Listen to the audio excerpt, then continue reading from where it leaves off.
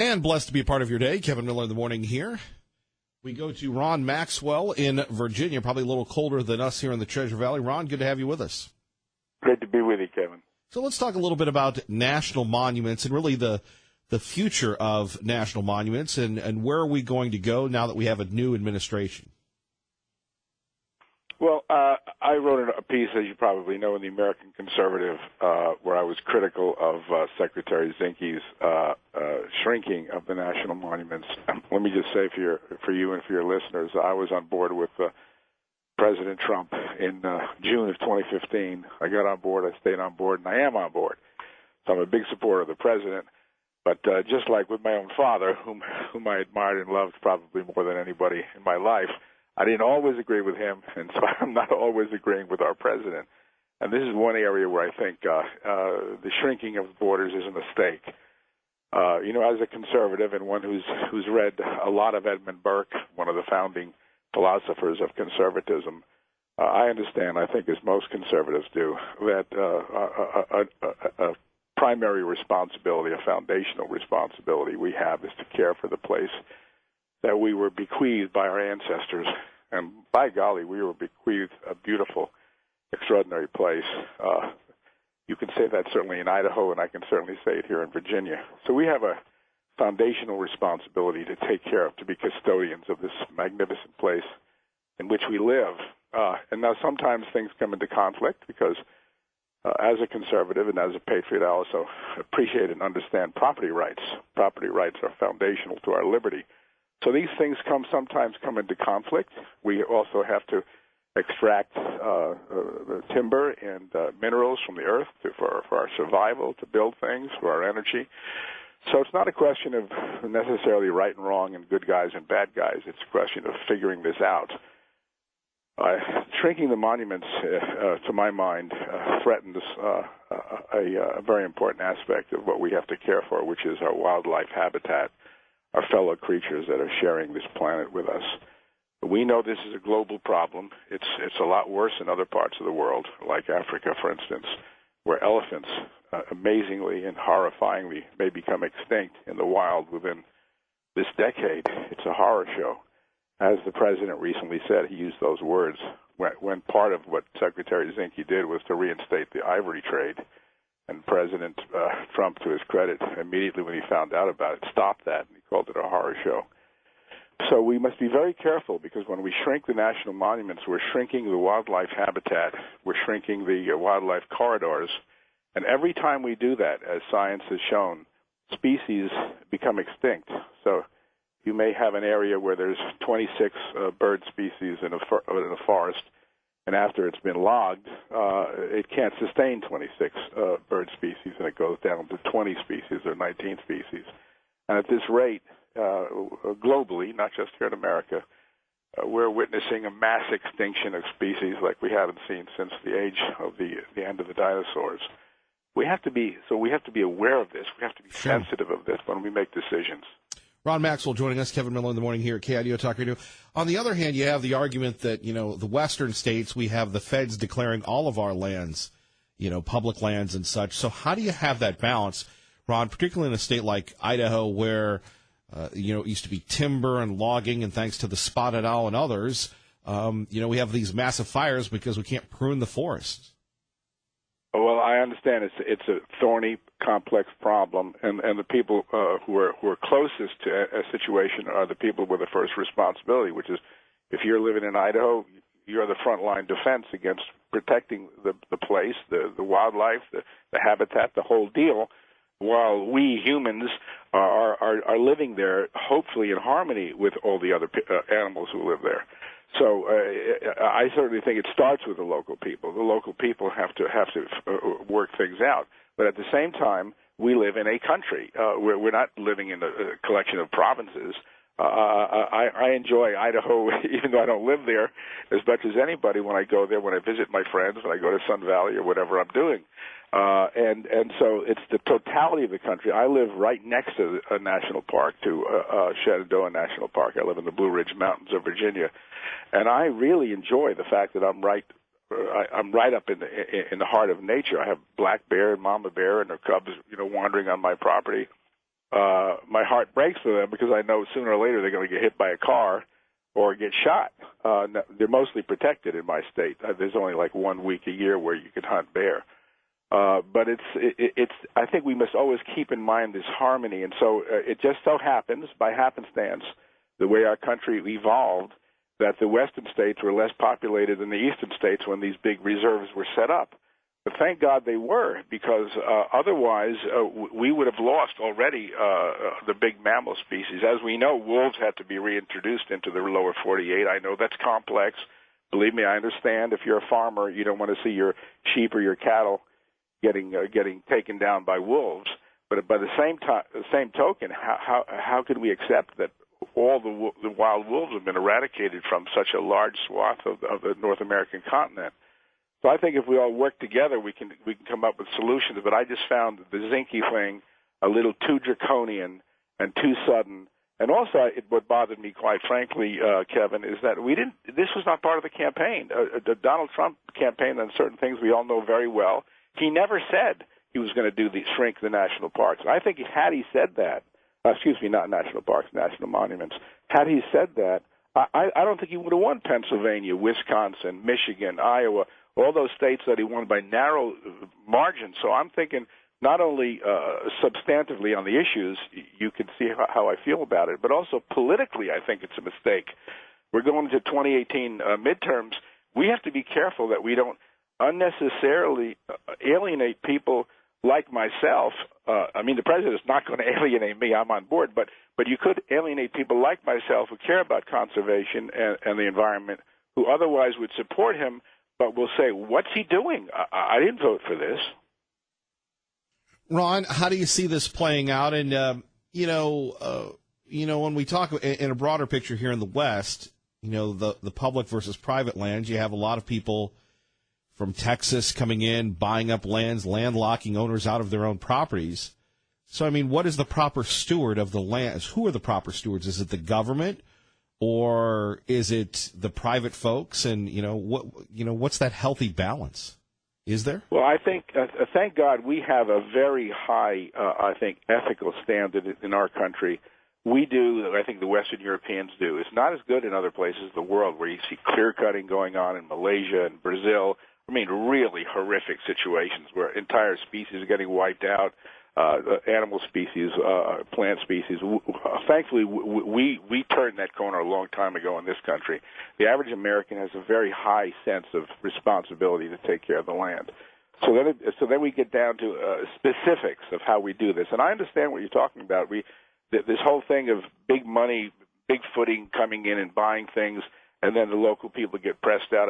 This happened in Manhattan. I don't live in Manhattan now, but I used to years ago. This is what happened in Manhattan real estate decades ago. If you're an average guy, you can't live in Manhattan because who's living there? The rest of the world, Chinese, Russian oligarchs, Gulf state sultans. The prices have been driven up so high that no regular person can live on the island of Manhattan. And this is being played out in other parts of the country. And I think it's probably up to the local, state and local officials to protect people who already live on the land, farmers and landowners and ranchers, and creating probably local and state incentives to protect people. In Virginia, we have an open space ordinance where you can, if you have enough income that you either have earned or your land is producing, you can put it into conservation easements, so that when you pass on your property to your next generation, they're not taxed to oblivion. So you put it in a conservation easement, you get big tax credits, so then the next generation can keep it in farming or can keep it in ranching without having to the onerous tax burden. I think this was helped partially in the new tax bill with the inheritance tax being partially eliminated. I would like to see it totally eliminated. But these kinds of things that states can do, and states, they've been very effective here in Virginia, where we've been able to protect a lot of open space, keep it in families that would prefer to keep it in farming or ranching, so they don't have to subdivide it, sell it to developers, and as you say, the big money comes in, it Bigfoots in, and whole communities are altered forever. And then on the monuments, again, it's final. When we lose a bird species or a whatever, they're not coming back. They've evolved like we have over millions of years. They are the end. They are the perfect end in 2018. They're at the end of this branch. The perfect snail, the perfect owl, the perfect bird, and we the perfect humans. So we have to be very, very careful when we go in. We have to, and I think we are. I think generally speaking, we are judicious and careful and responsible in our logging practices. We're responsible in our mining practices. I admire the people in those industries. They go to great schools, Virginia Tech, other places. They learn how to do it right, so the impact, the footprint is minimal. Again, I just find this particular ruling of shrinking the monuments a mistake. Also, I think the local people who are not in extraction industries get impacted negatively. The people who are in tourism industries, for Ron, instance. let's take a few calls here at KIDO Talk Radio, 580-5436, 580-KIDO. I know a couple people want to talk to you about the national monuments. And let's go to Pat in Middleton. Pat, good morning. You're on KIDO Talk Radio. Hey, good morning.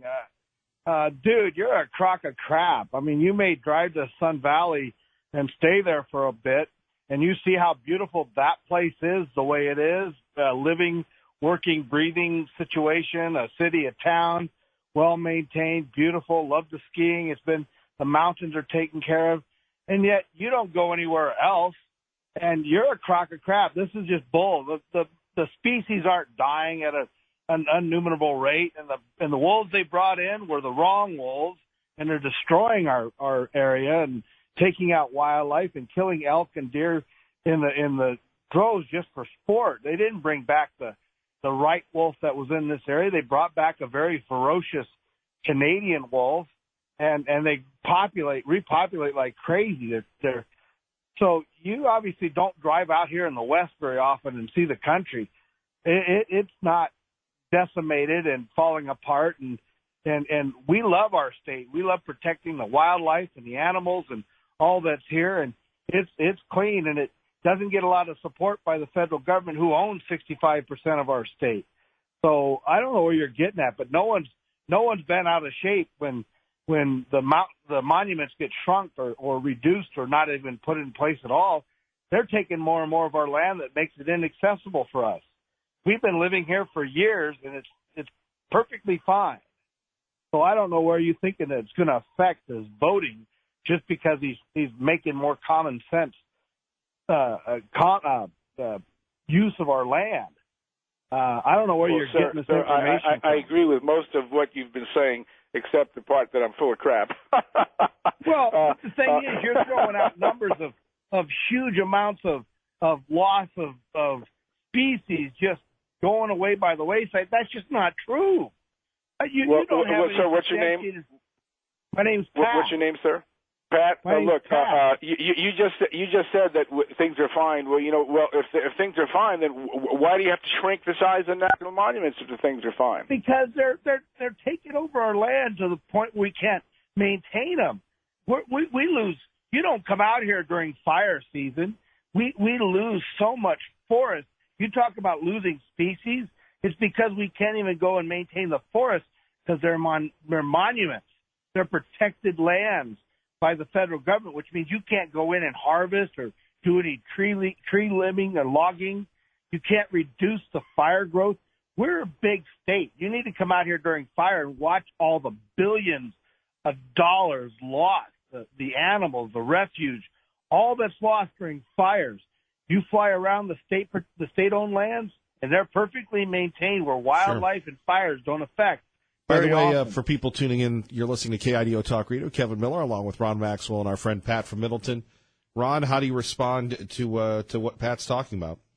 Well, I actually don't disagree with most of what Pat's talking about. You're talking about a management question. I don't see why, just because lands are protected, that you can't at the same time manage them in point of view to prevent forest fires. Why can't we go and harvest? I think there are solutions here that can be found. But what happens, Pat, is, and I have to disagree with you because I've studied this. Obviously not. Excuse me? Obviously not. You don't, because you're talking about species being lost, and yet you don't. This is the fact, sir. This is the facts, sir, and it's No, not you just don't in North agree to America. why they're being lost. Well, We Pat, can't manage our land. Pat, let Mr. Maxwell respond, please. Sorry. Well, All I'm saying, Pat, is that you and I both care about the same thing. You don't want to see species lost. I'm saying we essentially are agreeing. It's how do we get there?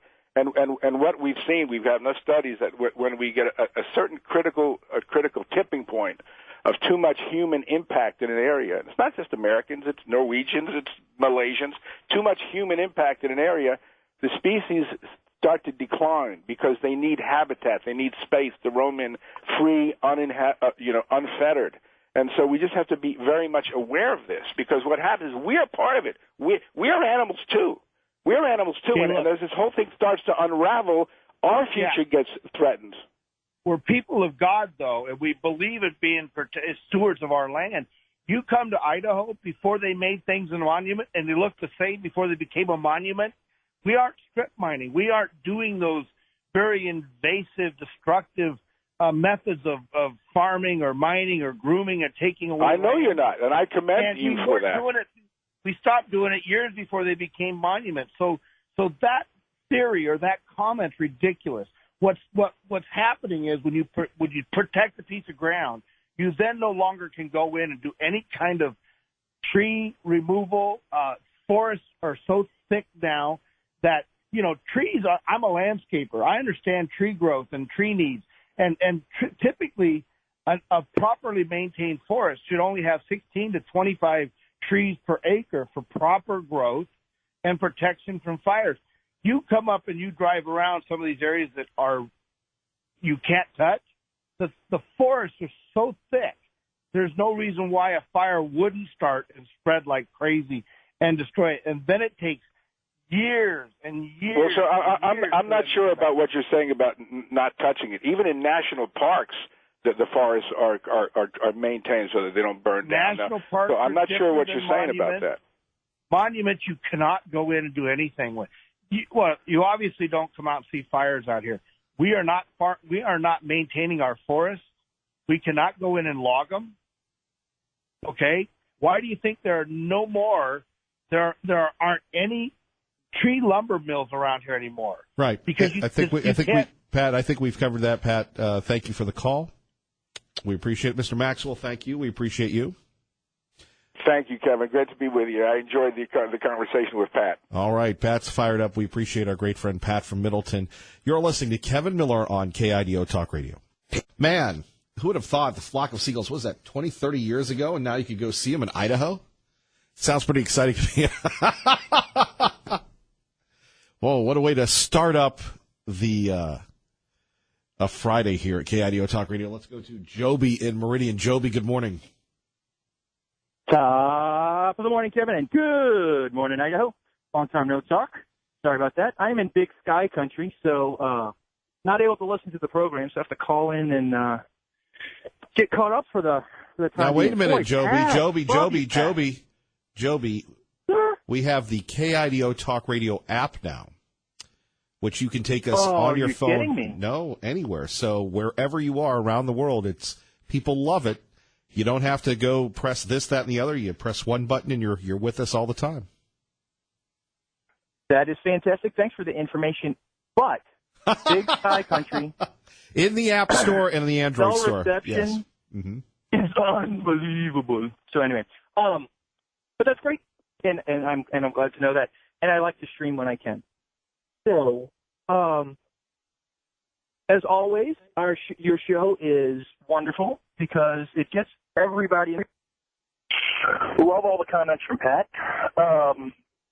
And I appreciate what Ron's saying. We do need to protect our lands. We do need to keep our sacred spaces sacred and those kinds of things. But also, Pat was 100% correct in that you have to manage appropriately. You have to manage the way it looks and feels and makes sense for everybody so everyone can get use out of it. If you have a densely wooded or not managed parcel of property, you're going to wind up with wildfire and devastation. And the closer people get to that, the more damage that's going to be done. And we see that in Idaho quite frequently. So appreciate both sides of that issue. Makes you think.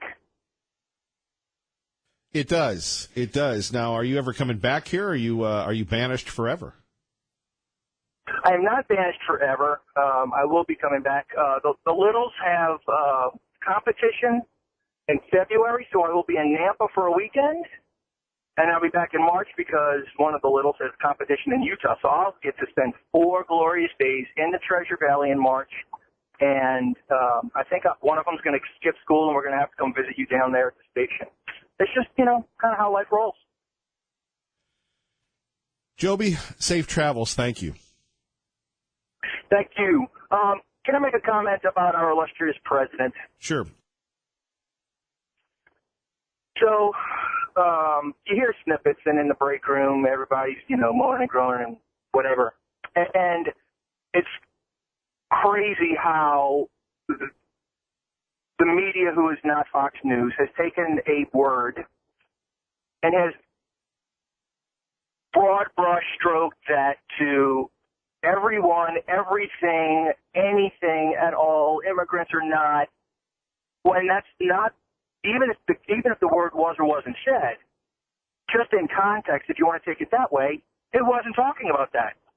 I don't see many people who want to go to Compton or Watts or South Central or South Chicago, right? So that a word is not being used or words are being used to describe those places, and people are trying to get out of there too. So there are places like that in our country, and there are places in Africa, all around the world, that people want to leave for an opportunity to have a better life. And the government in those countries does not take care of them the way it's supposed to. Those countries are not set up the way we are. Not saying they should be, but they don't take care of their people. We send tons of money and food during famine and drought and all these kinds of things, and the people who are charged with taking care of those people don't take care of them. I don't think those are places that we would like to visit or we would want to call home. So why is that wrong? Joby, God bless. Thank you, brother. Have a great day. Thank you. We miss you. Bye-bye. Bye-bye. Traffic and weather together. Coming up, still no deal on a possible government shutdown. We'll talk about it next. Kevin Miller, KIDO Talk Radio. Good morning, Maggie. Still wondering about, the future if the government shuts down. Will anybody notice? What a way to start your morning. Kevin Miller in the morning here at KIDO Talk Radio. Here's Kellyanne Conway. DACA, it has until March to be fixed. And this president has said publicly, transparently for the whole world to see, that he is willing to do that. He is the great deal maker and negotiator. But I find it really regrettable that for petty partisan political reasons and also as an audition for 2020, playing to the left-wing base, you have otherwise responsible members of the Senate being willing to shut down the government for this reason. Petty partisan political penance. Wow. Gotta love Kellyanne Conway. Let's go to the phones. We go to R&R. Good morning. You're on KIDO Talk Radio. Hey, good morning. I appreciate your knowledge, skills, and abilities. KSAs, my friend. Okay, so we'll go top of the alphabet back. Z stands for zoo, X stands for zero scrape, and W stands for what you know.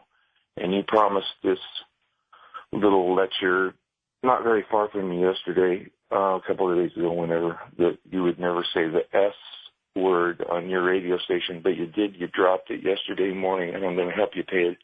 You dropped a dime. There was a gal making money on her funny, and you anchored her right there when you said sure, S-U-R-E. Aha. No, diet is, here we go, here's an acronym. We'll go back down to the bottom of the alphabet. A for America, B for bet ya, C, I'm certain of what I'm about to say, D, diet means everything that you eat. Everything you eat. Another acronym. I am certain a diet is everything you eat. And do. There you go. Love you. Peace out. Peace out. Love you. And got a little kiss there. Kevin Miller in the morning here at KIDO Talk Radio. Phone number is 580-5436, 580-KIDO. If you woke up and thought that the government shutdown would be over, well, unfortunately, that's not going to happen. Rachel?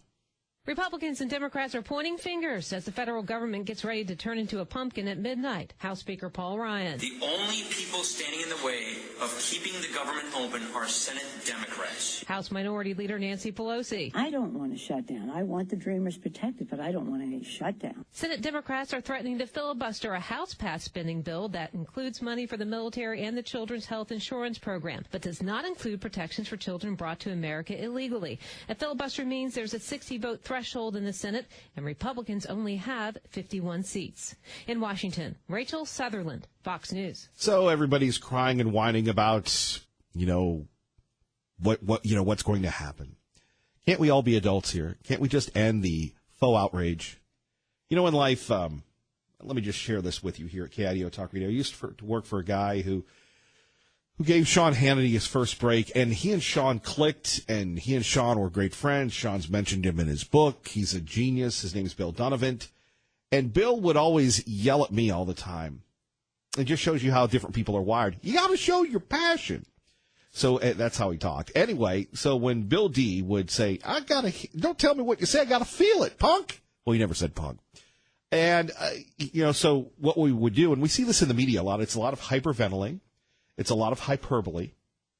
It's a lot of people that are, stirring it up and uncertain. We had it with the Trump comments and the reaction to it where everybody was outraged when we heard the S word and not sure, R&R. Right? We did. We heard this back and forth all the time. Yes, the government will continue to run, but we're seeing a game of brinkmanship, where on one side we have the Republicans, they're still trying to figure out what to do. And on the other side, the Democrats, which are using this to a political advantage because they want the DACA, because they know that if they get the DACA in, it's over for the Republican Party. So this is what it is. We could just sit down and get this done. Except there seems to be some resentment in our on the other side of the aisle to our having our domestic agenda funded. I don't know what's going on over there. But I do know that this continuing resolution is a very bad idea. Right. Much more on that coming up. Let's go to your phone calls, and we go to Cindy in Caldwell at KIDO Talk Radio. Good morning, Cindy. Well, good morning, Kevin. Oh, following that voice, I call it that voice. Anyway, just thank you for having that gentleman on earlier. I would love to see him dialogue with Representative Moon. That would be great. And I'm so glad for the men that called in, especially that gentleman from Middleton. Your friend, Mr. LaBoutiere, said there's no passion. We don't have that much passion in the party. And I totally understood what Pat was trying to say, and it only made me think about, what happened with the Hammonds and that backburn situation and the Gruce and the this and the that. But, also when I'm listening, the agenda that constantly comes out, which is driven through government schools is, Darwin in his thought about evolutionary, ways that, first of all, I'm just going to make a comment that your gentleman said. When you have a worldview that has you thinking, I am not an animal, and that's what the gentleman said. God made a species of things, and yes, within species like dogs, there's changes. I don't go for the millions of year theory about mankind. So you have a very different worldview, and, it kind of makes me sad that the gentleman that spoke actually very well and was trying to be reasonable, his heart breaks for animals. Well, you know what, Kevin? This weekend, and I will have to say that in a reasonable dialogue, everybody can call the Idaho Press Tribune. They have a community section, or corrections, and they had this big thing because, wording of things, whether it's the president's or theirs, matter. And they had this big thing on the front page of the paper about people uniting with a big rally. And that's really what we're let's get back to the government shutdown. Isn't it time that they unite and pass something here? Well, the reality of the situation for me is I couldn't care if they did shut down the EPA and they've already stolen the Social Security, the Medicaid. Seriously, now those federal workers that pass a bill, they get paid. Look at the get back that President Obama did when, not even letting our talking about monuments, not even, look who he chose to shut down, not even letting our veterans into monuments that went down to Washington. So that's not a problem for me, in this country to even think that. We'll weather the storm with that. But I hope we weather the storm with having enough people to continue out there, voting. And I really want to... Speaking of weather the storm, I'm glad the storm is rain today as opposed to snow like it was last year. Oh, wasn't that something last year? I remember bumping down the roads. But I hope it's nice tomorrow. There are 2 marches, like your gentleman that called in yesterday, that rally. And the Idaho Press Tribune was very gracious to say to me that she'd see if she could get a reporter over to the Life March. And that means also with a Life March that's happening with I almost had a laugh with the Women's March, and I'm just so hoping that your friend Sean Hannity does not play that dialogue that went on in Washington. He's crazy. Cindy, I got to run, but thank you. Okay, Kevin, remember tomorrow, Life March also down at the Capitol. All right, God bless. Bye-bye. Didn't get the God bless back from Cindy. KIDO Talk Radio, Kevin Miller in the morning. Phone number is 580-5436, 580-KIDO. Will a government shutdown affect you internally? Let's go to Hank in Boise. Hank, good morning. You're on KIDO Talk Radio. Good morning. But my comment is that there has been an evolution in conservation policy since its beginning, progressive beginning, since Teddy Roosevelt. Guilford Pinchot was appointed by Roosevelt as his chief forester, and his management of the forest was modeled after the Black Forest of Germany, where they logged every 4th or 5th tree and cleared underbrush and fallen trees. That was the federal policy up until the 80s. And the new radicalism that came in, it actually started really to me a little bit before that in the Jimmy Carter era of 1977 and 81. And it was basically anti-capitalism. In other words, the thing that's not recognized in these debates is that the people who are rabid, let it burn, have an anti-capitalist bias. It's basically that the capitalists exploit and rape the land and all this, and it's driven by ideological considerations, not by economic or true conservation policies. And this is something that's not recognized enough in the debate. And the other thing I was going to comment a little bit on, although I didn't intend to, Cindy made a comment about evolution. I read some interesting books recently on the subject of evolution and Charles Darwin. There's definitely evolution within species by natural selection. However, whole separate species, there's no fossil record. There's a record of gradual change from one species to another. And fact, the fossil record shows that there's sudden appearance. Well, what does that have to do with that? Let's get back to the government shutdown, though. Okay. What do you make of that? I think that the Democrats are playing a high-stakes game because they think they can win on it, especially with their support by the media. And I don't think that it's necessarily going to wash for them as effectively as they think. The political circumstances are vastly different than what they were back in 1995 under Clinton, and they think that they can score another Clinton-like victory in a sense by holding on. People are not the black community. Here's what gets me about the pollution of the black community, particularly the NRAACP. They come out for the immigrant thing.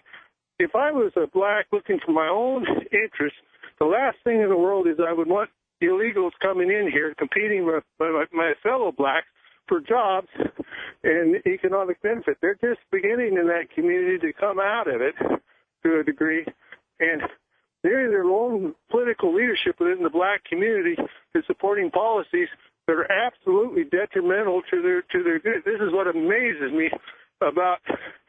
But again, politics like that evolves around group identity, and the problem is that a lot of times with these people, especially the black community, they need to get past black group identity politics and look at, for instance, vote for their own pocketbook. Right. We'll see what happens. Hank, thank you. You have a great weekend, sir.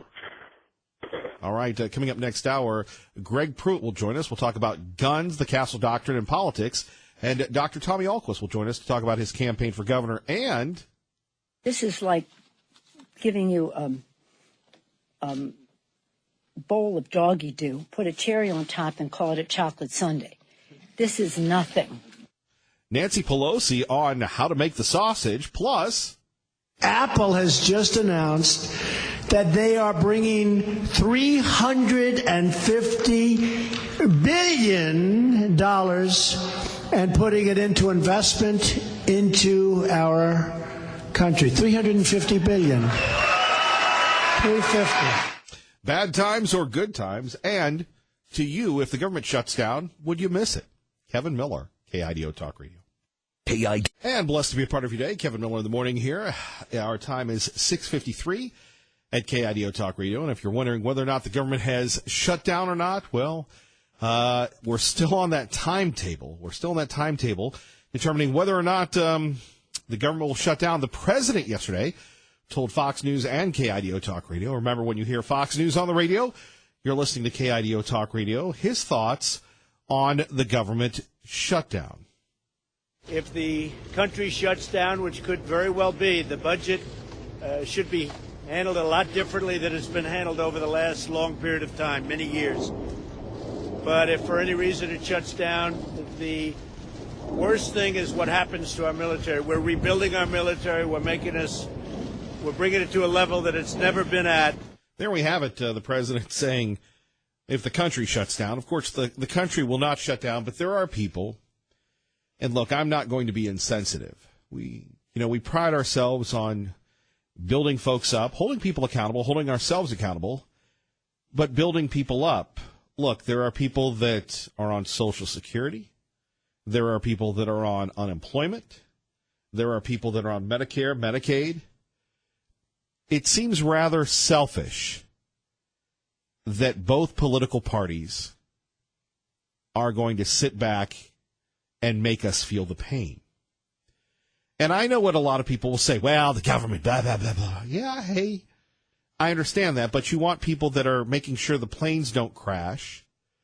You want to make sure that the people that are, when they're sitting back and making sure the missiles fire, that they're good, they're well compensated, right? But it comes down to DACA and the wall and everything else. Thankfully, we have Mitch McConnell to protect us in the Senate. So we ought to pass this resolution, and we ought to get back to work. Right. Again. It is risky. It is reckless. And it is wrong. Yeah, it's crazy. Everybody has an opinion, right? Sports, politics, everything that matters. Traffic and weather together here. Terry in Nampa. Good morning. You're on with Kevin Miller at KIDO Talk Radio. Good morning, Terry. Yeah, hey, Kevin, I got to correct your fear-mongering that you are throwing out to your far right-wing listeners. Social Security will not be touched. If the government shuts down Social Security checks, Medicare checks, Medicaid checks, they will still be issued. And the FFA and everybody in charge of the Department of Transportation to keep America safe while flying and while on the road, they will still be on the job. So, hold on. Going look, way off the charts, dude. Look, TC. First of all, the bottom line here is you're going to be hearing that all the time, and I'm not messing around with people's livelihoods. People are scared about that. Am I coming across saying that it's going to happen? Well, if that's how you interpreted it, my mistake. But again, you're going to have people saying government services are going to be shut down for the benefits of the politicians. Do you think it's a good thing that the government shuts down? No, I do not. But then why are you taking issue with me when I? Then why are you taking issue with me when I say, look, people want to get paid, services are going to be cut, which they will. Kevin, since 1976, the government has shut down 16 times. Now, out of those 16 previous times since 1976, has the world ended? Have people starved? Has crime rates skyrocketed? No. So your fear mongering to these people that are your listeners is just, you're wrong, dude. You know, the government should stay open. The government should Wait a stay minute. open. That's what I'm saying. So what are you taking issue with? You're just, on one hand, you're saying the government shuts down, it's no big deal, but the government should stay open. What's your point? My point is that stay open. That I'm fear mongering. TC, I got to go. Thank you. We're rolling. Feisty Friday. Kevin Miller.